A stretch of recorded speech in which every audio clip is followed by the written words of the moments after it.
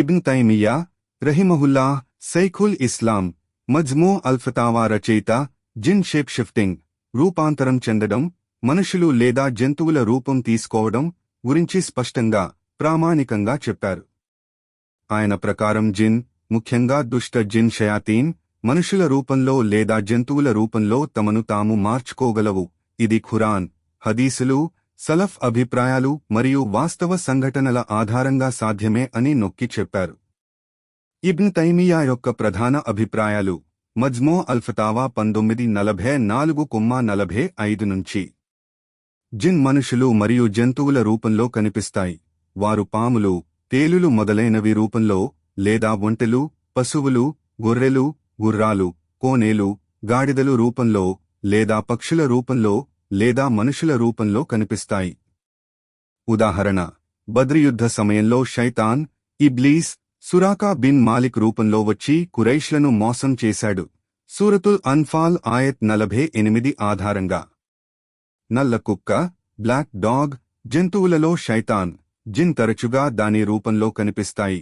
అలాగే నల్ల పిల్లి రూపంలో కూడా, ఎందుకంటే నలుపు రంగు శైతానీ శక్తులను ఎక్కువగా సేకరిస్తుంది. ఆయన ఎస్సే ఆన్ ద జిన్, ఇది మజ్మూ అల్ఫతావా నుంచి తీసుకున్న భాగం లో జిన్ రూపాంతరం గురించి వివరంగా చెప్పారు. జిన్ మాయాజాలం, సిర్ చేసేవారికి లేదా భవిష్యవాణి ఫాల్ చెప్పేవారికి మనుషుల రూపంలో కనిపించి మోసం చేస్తాయి.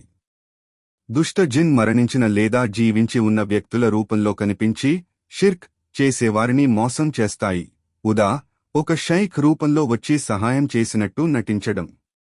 జిన్ ఒక వ్యక్తి రూపంలో కనిపించి ఆ వ్యక్తి దూరంగా ఉన్నప్పటికీ మాట్లాడటం లేదా సహాయం చేసినట్టు చూపిస్తాయి, కాని అది మోసమే. ఇస్లామిక్ సోర్సెస్లో ఆధారాలు ఇబ్న్ తైమియా ఆధారంగా. ఖురాన్, సూరతుల్ అరాఫ్ ఆయత్ 27, షైతాన్ మరియు అతని సమూహం మనుషులను చూస్తారు కాని మనుషులు వారిని చూడలేరు, కాని రూపాంతరం ద్వారా కనిపిస్తారు. హదీసులు అబూ హురైరా రజియల్లాహు అన్హు హదీసు, రమజాన్లో జకాత్ కాపలాలో షైతాన్ మనిషి రూపంలో వచ్చి ఆహారం తీసుకున్నాడు. సహీహ్ బుఖారీ. ఇబ్న్ తైమియా ఇలా చెప్పారు: జిన్ రూపాంతరం అల్లాహ్ ఇచ్చిన శక్తి, కాని అది మోసం చేయడానికి ఎక్కువగా ఉపయోగిస్తారు.